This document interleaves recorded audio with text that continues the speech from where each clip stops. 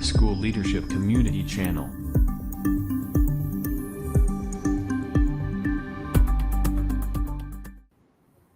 Assalamualaikum warahmatullahi wabarakatuh. Apa khabar rekan-rekan semua? Pada hari ini saya terus meneruskan taklimat saya berkaitan dengan modul 1 bimbingan dan pementoran bagi submodul 1.6.2 iaitu berkaitan dengan coaching dan mentoring.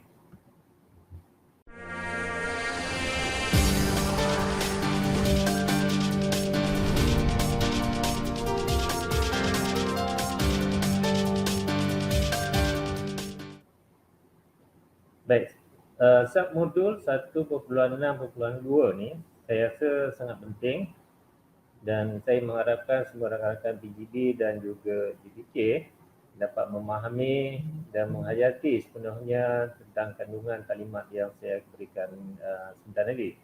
Ianya berkisar kepada proses kerja coaching dan juga penggunaan model GROW.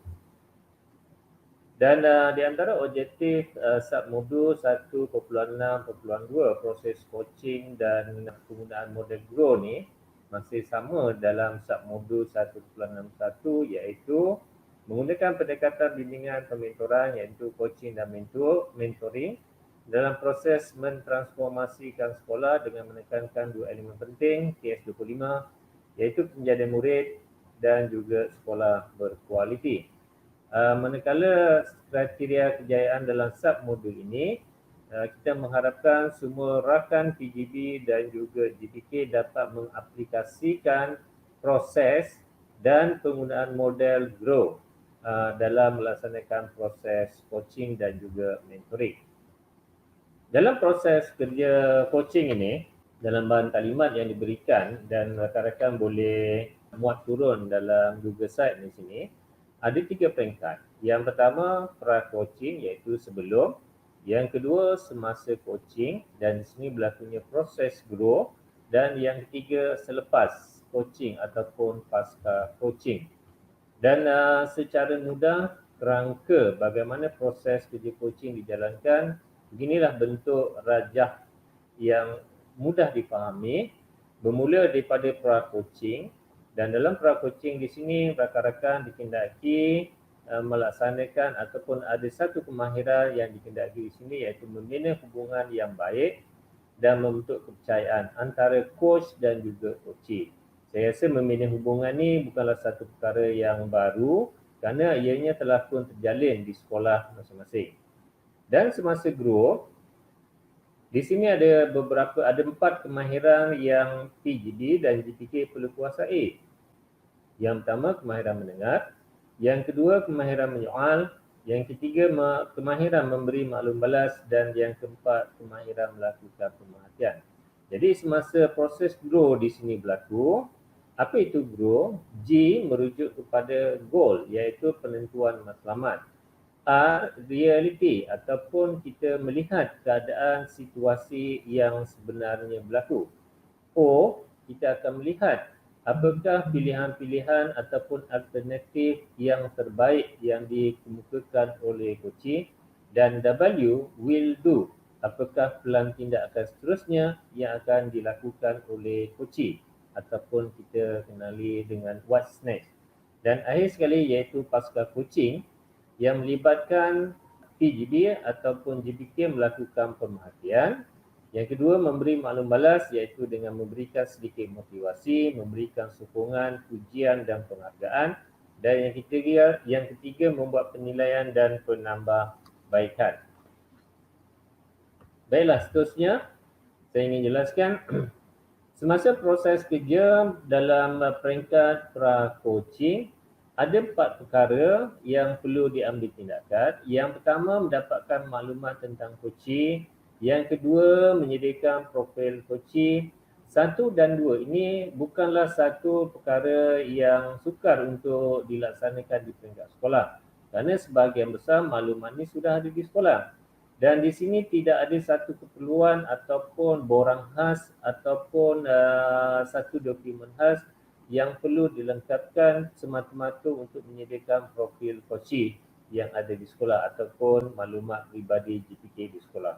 Kerana semuanya sudah pun tersedia di sekolah dalam bentuk sama ada e-operasi, e-prisma, e-PBPP dan sebagainya.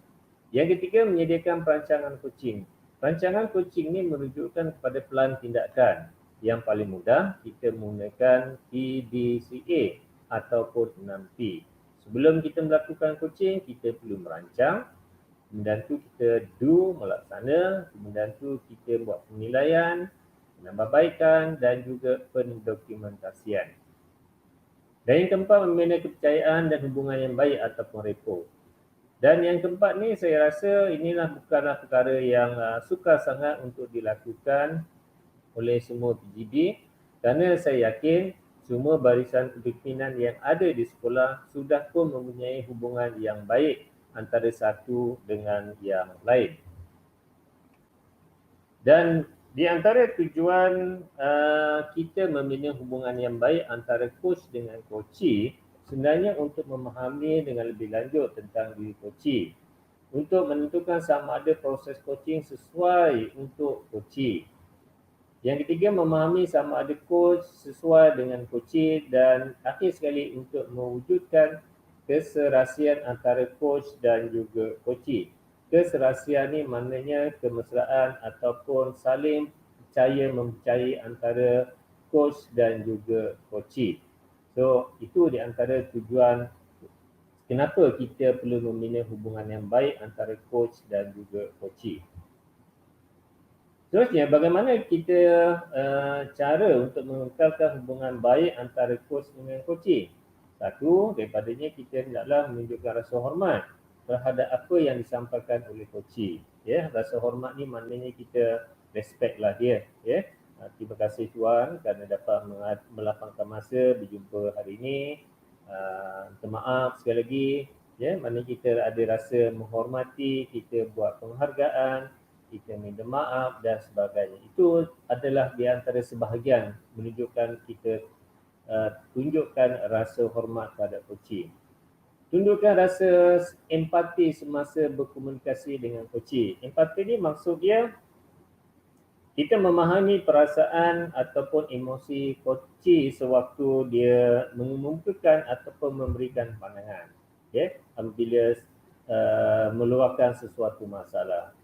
Contohnya, saya dapat merasai bagaimana Tuan melaksanakan kerja. Ialah sewaktu saya pun pernah dulu melaksanakan kerja ni sewaktu saya jadi GPT dulu. Itu contoh saja.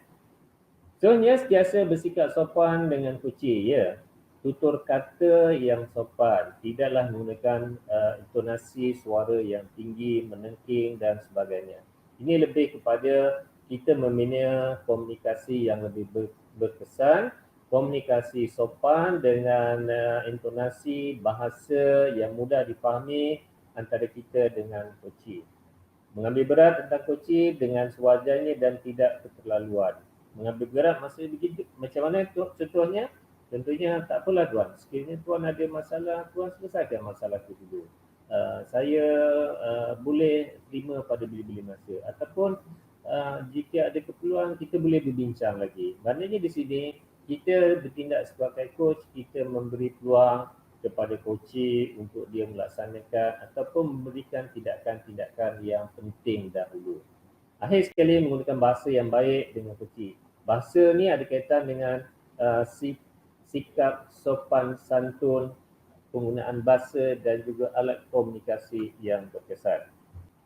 Baiklah, semasa proses coaching, yang ni sangat penting. Ya.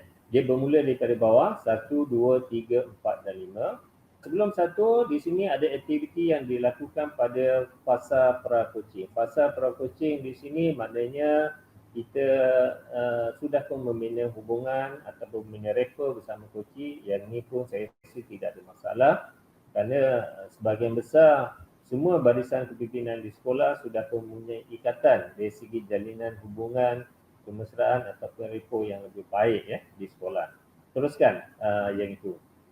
Baiklah, kita mula daripada nombor 2, menentukan matlamat. Menentukan matlamat di sini inilah bermulanya perkataan G yang pertama ataupun dipanggil goal setting. G bermakna goal setting, menentukan matlamat. Yang kedua, melihat realiti. reality. Maknanya kita kalau boleh melakukan proses inquiry kepada coaching, kemukakan seberapa banyak isu-isu ataupun dapatkan info-info yang berkaitan dengan situasi yang semasa berkaitan dengan apa yang dibincangkan, apa yang dikemukakan oleh coaching. So di sini sangat penting. Dan di sini kita ada kaedah menyoal dalam bentuk menyiasat ataupun yang lebih mendalam. Saya lebih suka menggunakan pendekatan 5W1X. Ya, siapa, apa, di mana, bila, bagaimana dan kenapa di situ. Dan yang keempat, menyediakan mengkaji pilihan-pilihan ataupun di peringkat ini dipanggil option pilihan. Pada peringkat ini, kita akan melakukan proses melaksanakan inquiry kepada coaching, di mana coaching akan mengemukakan pelbagai alternatif dan daripada pelbagai alternatif itu kena pilih satu alternatif yang terbaik yang dipikirkan berkesan untuk diambil tindakan. Dan akhir sekali, membuat pelan tindakan ataupun dipanggil will do ataupun what's next. So di sini daripada option tadi yang telah dipilih, daripada alternatif yang terbaik di sini, kita menghendaki coaching menentukan pelan tindakan sama ada jangka pendek ataupun jangka panjang. Saya ulang lagi sekali, di sinilah proses grow berlaku. Bermula daripada G, penetapan matlamat, goal setting. 2, kita melihat situasi semasa yang dihadapi oleh coaching. Yang ketiga, mencari ataupun menentukan manakah alternatif yang terbaik. Dan yang keempat, membuat pelan tindakan. GROW. Grow. Sebenarnya model grow ni telah pun diperkenalkan oleh Sir John Whitmore yang popular dengan grow. Sebenarnya ada model-model lain seperti model Oscar, model SMART dan sebagainya. Jadi untuk di peringkat kita hari ini, untuk pelaksanaan TF25 di peringkat negara, IAD ataupun KPM telah pun hanya menggunakan satu pendekatan yang dianggap paling mudah, paling simple, paling sesuai untuk dilaksanakan di peringkat sekolah, iaitu menggunakan model GROW. GROW. Lanjutan daripada model GROW ni, coaching dengan bantuan model, maknanya penggunaan model semasa melakukan sesi coaching dapat membantu coach untuk menentukan tujuan sesuatu sesi dan mencegah terjadi chat tanpa tujuan yang jelas. Chat ni maknanya ada isu-isu tambahan ataupun chatting yang menjejaskan kepada fokus utama dari segi penentuan matlamat. Contoh, apabila kita berjumpa coaching hari ini, kita hanya berbincang tentang PDPR. Tetapi bila ada chat, dia akan menjadi isu-isu yang lain. Contohnya isu yang tidak berkaitan pun dengan PDPR. Jadi secara tak langsung dia akan mengganggu dari segi kelancaran proses coaching untuk menentukan bahawa coaching sebenarnya berada pada landasan yang betul. Yang kedua, menjadikan petunjuk untuk memastikan bahawa sesi coaching itu tetap berada pada landasan. Maknanya apabila kita menggunakan model GROW ni, maknanya kita tidak terkeluar daripada landasan untuk mencapai sasaran. Bermaksud di sini kita memandu coaching bagaimana dia menghadapi masalah dan bagaimana coaching dapat mengemukakan idea alternatif yang terbaik untuk diri dia untuk diselesaikan masalah coaching itu sendiri. Itu maksudnya berada pada landasan.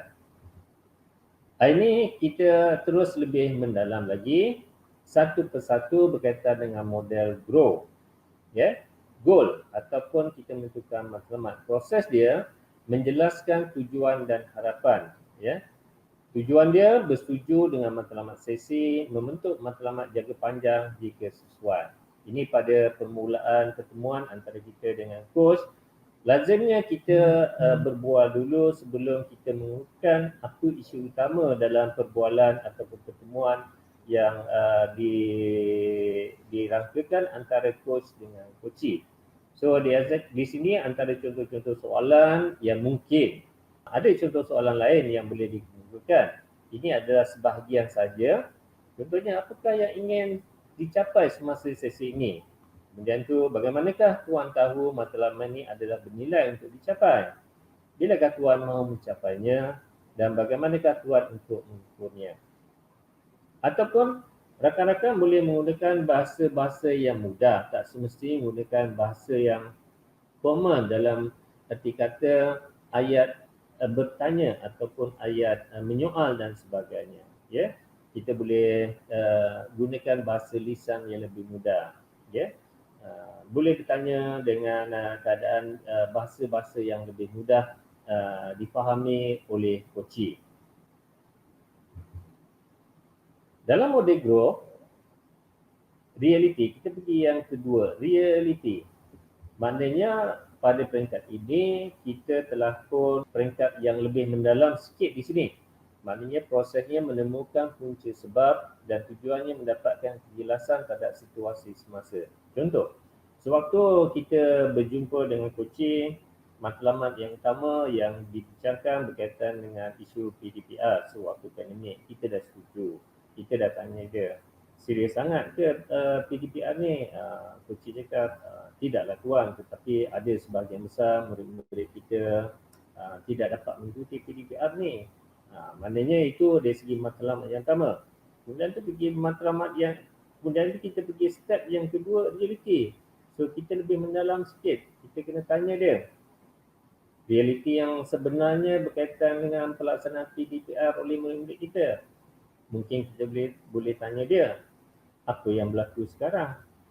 Jadi coachee dia akan menjelaskanlah PDPR pada kelas hujung murid-murid kita di pedalaman dan sebagainya mungkin terjejas. Tidak ada bantuan dari segi data, peralatan ICT dan sebagainya. Jadi di situ ada banyak soalan-soalan yang menyebabkan kita bertanya hinggalah dapat satu keadaan situasi yang sebenar-benarnya berlaku. Sama ada betul-betul isu itu sangat serius ataupun isu-isu yang biasa. So di sini saya lebih suka gunakan kaedah 5W1S. Bila 5W1S, seolah-olah kita banyak mengemukakan soalan yang berbentuk lebih menyiasat. Siapa murid tu? Di kelas mana? Mungkin kelas hujung. Ya? Bila masa dia? Maknanya kita tanya dari segi masa. Mungkin masa tengah hari, masa pagi, kelas-kelas yang menyebabkan budak sukar untuk mengikuti. Dan bagaimana keadaan cikgu kita, kenapa dan sebagainya. Jadi pendekatan 5W1S saya rasa sangat berkesan dan boleh diaplikasi dalam pendekatan reality. Bagaimana kita dapat mendapatkan punca-punca sebab oleh coachee tentang isu yang kita bincangkan tadi. Yang ketiga, iaitu kita pada peringkat option. Option. Apabila kita dah tahu realiti yang sebenarnya tadi berlaku dan sebagainya, kita bertanya balik kepada coachee, cara bagaimana coachee boleh menyelesaikan suatu isu. Kita tanya lagi, meneroka alternatif. So meneroka alternatif ni juga kita boleh gunakan 5W1S juga dengan kaedah menyiasat ataupun buat refleksi dan sebagainya. Kita jangan biarkan supaya coachee hanya mengemukakan satu idea saja. Kita boleh tanya dia, so lepas ni apa yang you nak buat? Dia kata nak tingkatkan PDPR, cikgu kena buat offline dan sebagainya. Ada lagi tak? Bagaimana dengan keadaan TIDG kita, support TIDG dan sebagainya. Kalau di peringkat option, kita menggunakan pendekatan soalan 5W1S, apa, siapa, di mana, bagaimana, kenapa, dan itu tadi. Saya rasa coachee kita akan mampu mengeluarkan ataupun mengemukakan idea-idea yang lebih banyak. Mungkin bukan satu idea saja, mungkin lebih dua, lebih tiga. Sekiranya coachee kita mengemukakan pelbagai alternatif untuk menyelesaikan masalah tadi. So, kita minta coachee kita membuat justifikasi. Yang mana yang terbaik? Saya rasa cikgu boleh pilih antara alternatif 1, alternatif 2, alternatif 3. Dan kita boleh minta coachee juga membuat penilaian. Contoh di sini, Bila penilaian, dia boleh mempertimbangkan apa pro dan kontra dia, ataupun apa yang mana lebih baik, mana yang lebih buruk. Dari situ. Dan mungkin kita tanya lagi, siapa yang terlibat? Oh, ada jawatan kuasa, saya dah bincang dalam mesyuarat jawatan kuasa dan sebagainya.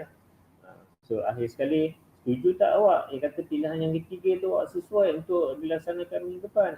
Kenapa dan sebagainya. So, inilah antara bagaimana kaedah soalan-soalan yang kita boleh pastikan, yang kita boleh gunakan, yang membolehkan koci itu menentukan option yang terbaik untuk mengatasi masalah yang dihadapi. Itu pada option. So saya sekali lagi, saya galakkanlah kalau boleh rakan-rakan boleh gunakan pendekatan 5W1S. Ada pendekatan lain pun boleh juga, tidak salah dan sebagainya. Dan akhir sekali iaitu will do, tindakan, way forward. Maknanya di sini proses mencipta pelan tindakan, menghapuskan sekatan dan halangan yang menggulung. Tujuan dia untuk mendapatkan komitmen apa yang koci akan lakukan. Okey, berdasarkan tadi tindakan ataupun pilihan yang ketiga yang dipikirkan yang terbaik, selepas ni apa yang cikgu akan lakukan? So koci dia akan lakukan pelan tindakan. Cara dia bagaimana? Kita tanya lagi. Mungkin dia akan mesyuarat dulu, dia akan buat pelan tindakan dulu dan sebagainya. So kita tanya lagi. Mungkin kita tanya di sini apa halangan? Apa risikonya bila tuan lakukan pelan tindakan begini? So kita masih lagi bertanya dalam pendekatan 5W1S.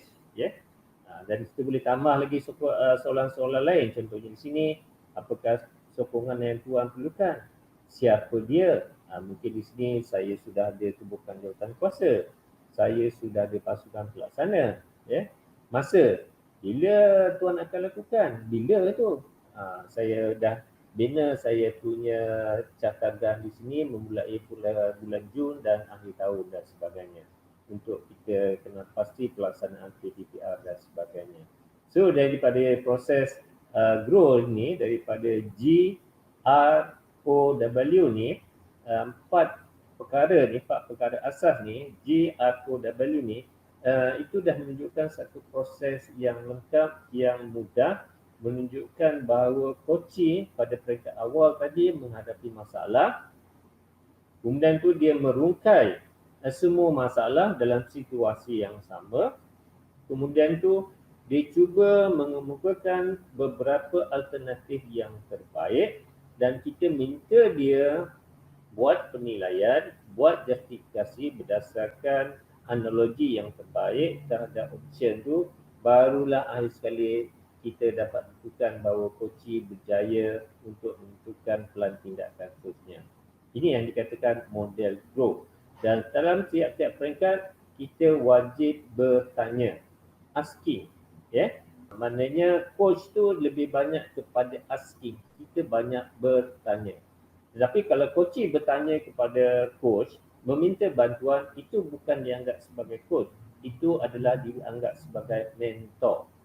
Balik coaching dan juga mentoring. Mentoring, kita cuba mendapatkan sesuatu yang terbaik daripada coaching untuk digunakan untuk menyelesaikan masalah coaching. Okey, dalam model grow ni, proses coaching tidak perlu linear. Linear bermaknanya mengikut urutan. Maknanya kita mula daripada grow, reality, option, way forward. Kita faham?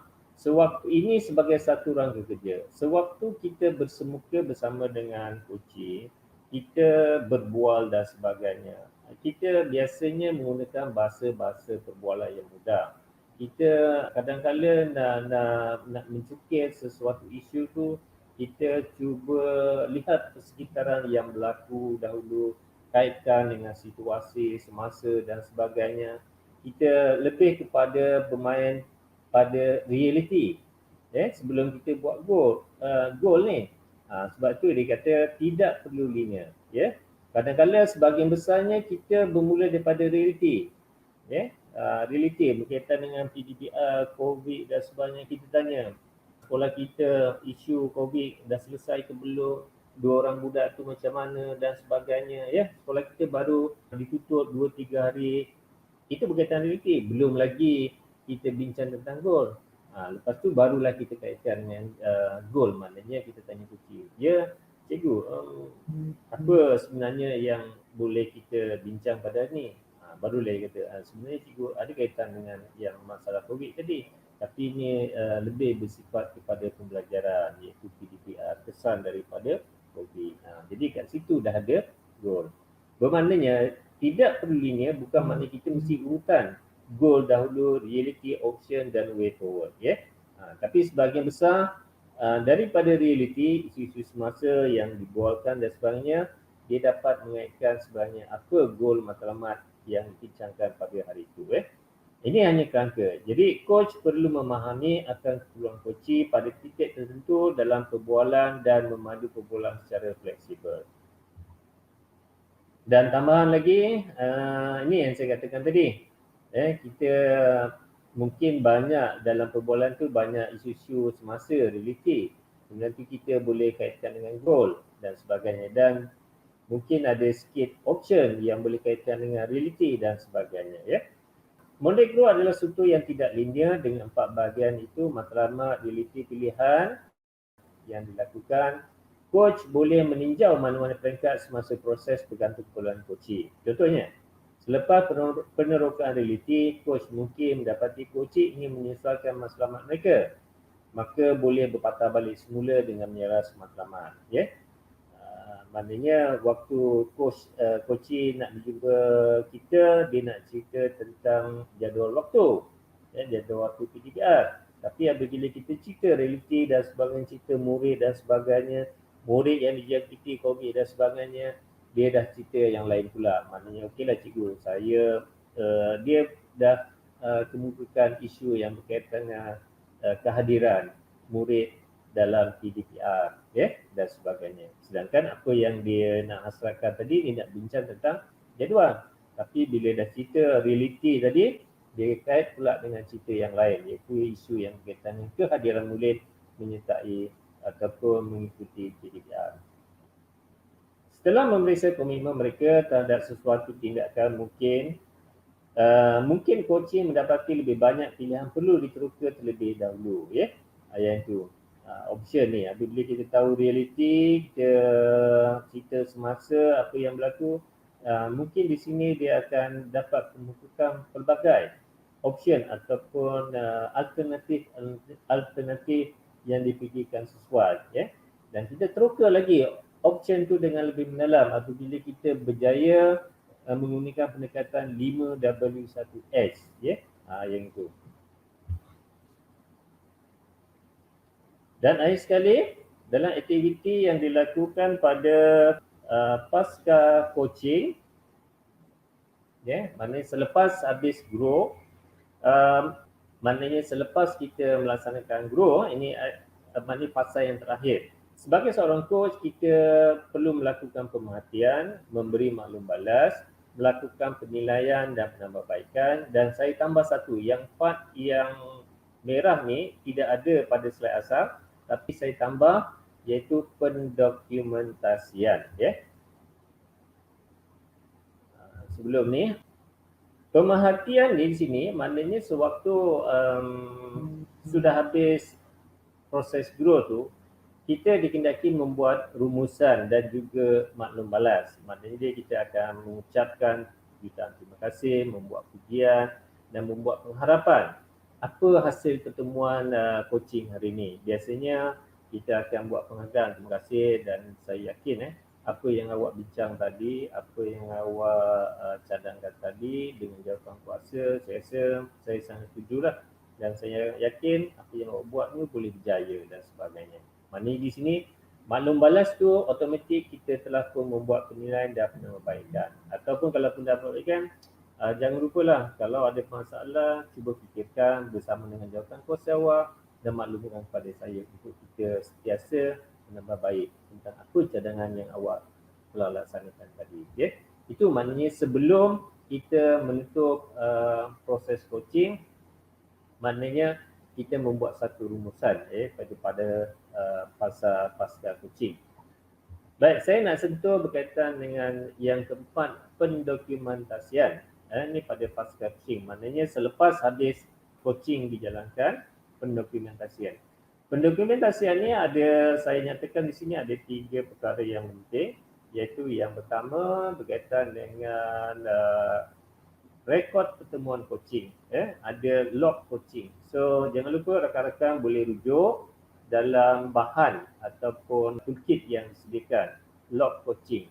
Dan saya percaya rakan-rakan apabila dikunjungi oleh rakan SIP ataupun sesiapa saja bimbing, rakan-rakan dikendaki melengkapkan maklumat log coaching, maklumat log pertemuan, yang tu. So di sini sama juga. Yang kedua, catatan coaching. Sewaktu kita melaksanakan proses grow di situ, jangan lupa kita mencatatkan segala butiran yang dikemukakan coaching sewaktu proses grow itu berlaku. Dan di mana kita melakukan catatan? Di sini juga IAB telah membekalkan satu borang, satu muka surat saja yang dikenali sebagai borang One Page Coaching, OPC.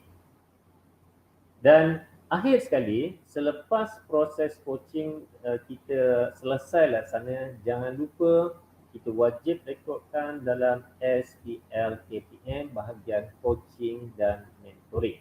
Kerana rekod ni, proses ataupun pelaksanaan rakan-rakan melaksanakan coaching ni akan dipantau oleh KPM bagi sekolah TS25. Baik, saya tunjukkan di sini contoh. Inilah borang log coaching ataupun TKC1. Borang ni satu muka surat dan boleh diperbanyakkan dan boleh dibanding lah. Tarikh, nama coaching mungkin GPK1, GPK2 ikut turutan temujanji lah. Nombor telefon jika perlu. Lokasi pertemuan, bilik pengetua, bilik GPK, di kantin dan di mana-mana. Tanda tangan coaching adalah sangat penting. Sesi mula coaching pukul berapa dan sesi tamat pukul berapa. Kaedah penyampaian coaching. Ini ada 2 saja. Mungkin yang biasa kita boleh tulis kaedah bersemuka ataupun mungkin dalam keadaan pandemik kita boleh menggunakan e-coaching. Maknanya kita gunakan Google Meet dan sebagainya. Dan saya rasa rakan-rakan sudah biasa ataupun sudah familiar dengan borang ni. Apabila rakan-rakan dikunjungi oleh sama ada SIP ataupun SIC dan kita minta tuan-tuan tanda tangan saja, tanda tangan. Tapi nama coaching kita minta CHOP saja. Oleh kerana barisan kepimpinan ada CHOP, jadi itu memudahkan. Tak perlu tulis, kita CHOP automatik nama dan jawatan sudah ada. Baik, saya bagikan satu contoh. Ini adalah buku log coaching TS25 di SK Parisian. Ini kohort yang lepas. Di mana antara borang log coaching tu dibandingkan, ini contoh dia. Dia digabungkan tahun 2020 tahun lepas dan tahun ni. Ada beberapa siri yang dilakukan di sini. Ini contoh saja. Dan jangan lupa rakan-rakan minta rujuk rakan elit masing-masing untuk bantuan sekiranya ada sebarang keperluan. Dan inilah rupa borang one page coaching. Satu muka surat saja. Satu muka surat saja. Nama coach kita, nama coaching kalau boleh CHOP saja mudahlah. Tarikh pertemuan, isu yang hendak dibincangkan. Contohnya hari ini berkaitan dengan PDPR dalam kurungan kehadiran murid. Bukan guru kehadiran murid. Jadi suatu proses coaching, goal tu apa? Tadi dah ada, iaitu goal tu sama, iaitu kehadiran murid. Isu dia PDPR. Goal dia kita ambil satu, iaitu kehadiran murid. Mungkin dalam PDPR ada isu lain, isu guru, isu PIBG, PIBK, isu ICT, tapi kita lebih pada satu saja, isu kehadiran murid. Realitinya, tadilah 30% murid tidak ada, kelas hujung. Di mana? Kelas mana tu? Subjek apa, masa bila, cikgu siapa, dan apa option dia. Ni option dia ada 1, 2, 3, mungkin bulatkan yang nombor 3, itu yang penting. Way forward, pelan tindakan, buat dia punya catagan ataupun 3 foot plan dan sebagainya.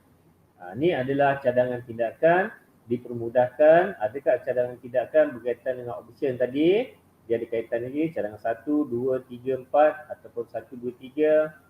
Dan tindakan yang telah diambil semasa atau yang belum pun tak apa. Kalau belum yang tidak diambil, contohnya buat pemerhatian, dalam Google Meet cikgu, buat offline dan sebagainya. Refleksi maknanya kita lihat apa dari segi kejayaan ataupun halangan ataupun sebarang-barang permasalahan yang berkaitan dengan cadangan, tindakan dengan cadangan ataupun tindakan yang telah diambil. Dan jangan lupa tanda tangan coach dan juga tanda tangan coach di sini. Jadi borang ni agak simple, satu muka surat, dan borang ini ada disertakan dalam bahan yang coaching mentoring. Sila lihat toolkit yang diberikan dan boleh diperbanyakkan dan boleh dibinding untuk satu keperluan jangka masa selama tempoh lebih kurang setahun ni lah. Yang itu saya bagikan contoh. Ini contoh rupa satu contoh catatan one page coaching. Nama coach Cikgu Amir, nama coaching Cikgu Chiu, tarikhnya 5 bulan 1 hari itu. Isunya jadual waktu. Goal dia perbincangan jadual waktu kelas, realiti, dan ini contoh saja. Contoh. Cadangan tindakan tak semestinya sampai 5. Mungkin dia dah ada cadangan tindakan tapi dia lebih kepada 1 saja. Bincang dengan KP. Kat situ dan ini tindakan yang telah diambil dan refleksi. Ini antara satu contoh. Ini bukan yang terbaik, tidak. Bagi saya ini bukan yang satu yang terbaik dan saya perlu bimbing lagi GPK ni supaya dia memberikan impak sewaktu dia buat coaching berdasarkan grow dan sewaktu dia mengisi dari segi penggunaan borang one page coaching. Tanda tangan dan juga chalk sebagainya. Jangan lupa rakan-rakan rujuk rakan elit sekiranya terdapat sebarang masalah dan sebagainya. Dan akhir sekali, dalam pendokumentasian saya bagikan satu contoh saja yang agak mudah. Bagaimana selepas kita buat coaching pada masa dan ketika selepas kita habis buat coaching dan sebagainya, kita jangan lupa lengkapkan maklumat coaching ni dalam SPL KPM. Maknanya pilih menu latihan dalam sisi bimbingan, sesi pembelajaran dan pilih butang bimbingan dan juga pementoran. Dan jangan lupa klik button tambah ni untuk tambah aktiviti bimbingan dan pementoran dan lengkapkan maklumat coaching dahulu dengan menggunakan nombor kad pengenalan. Kemudian tu letakkan tarikh. Tarikh tu kalau boleh jangka masa yang lama daripada pertengahan tahun hinggalah akhir tahun. Kemudian tu klik pada butang sesi. Kemudian tu lengkapkan butiran bimbingan dan pementoran, bilangan sesi, tarikh sesi, tajuk, topik, tempoh dan tambahan. Dan tambah kemas kini. Ini ruang yang disediakan ni begitu simple saja, tidaklah begitu banyak sangat nak diisi dan maklumat ni adalah sangat penting. Inilah yang membezakan antara kepimpinan TS25 dengan kepimpinan sekolah sebelum TR25 di mana semua PGB selepas ini dan juga rakan SLK apabila ada pemantauan, ada keperluan penilaian dan sebenarnya kita akan melihat sejauh mana rakan-rakan melaksanakan bimbingan dan pementoran berdasarkan data SPL KPM. So di sini dia ada data nilai merit dia. Rakan-rakan boleh lihatlah pada bahagian rumusan sudah pun terpapar dia punya nilai markah merit bagi rekod coaching dan mentoring. Dan akhir sekali jangan lupa aktiviti kendiri video home coaching work. Sila lihat video itu dulu dan kemudian tu rakan-rakan dikendaki membuat refleksi berdasarkan apa yang saya taklimatkan daripada mula, pendekatan bagaimana nak melaksanakan proses grow sehinggalah akhir. Itu. Dan ada dua aktiviti kendiri yang kedua, persediaan kendiri sebagai coach baru. Di mana peserta dikendaki melaksanakan aktiviti kendiri persediaan coach baru, rujuk toolkit 1.6.2, baca arahan dan juga anda digalakkan berbincanglah bersama dengan GPK dan sekiranya ada keperluan lain boleh rujuk kepada rakan elit nasional. Dan di peringkat ini rakan-rakan dikendaki menghasilkan satu rakaman video durasinya kurang daripada 20 minit. Jadi rakan-rakan bolehlah membuat satu sesi coaching bersama tak kira GPK atau sesiapa saja dengan menggunakan proses grow. Okay? Proses grow. Cuba lihat dalam tugasan yang diberikan. Dan akhir sekali jangan lupa klik pautan URL yang disediakan. Lepas ni satu URL kehadiran. Semua peserta yang mengikuti rakaman ni akan didaftarkan dalam SPL KPM. Jadi pada masa tontonan video ni dilancarkan, waktu itu saja yang dirakam untuk keperluan SPL KPM. Namun jika rakan-rakan tidak berkesempatan, rakan-rakan boleh melihat pada di lain waktu, tetapi tontonan itu tidak dapat didaftarkan dalam SPL KPM. Kemudian tu, rakan-rakan sila berikan sebarang maklum balas kepada kami, iaitu pegawai SRP ataupun rakan elit masing-masing.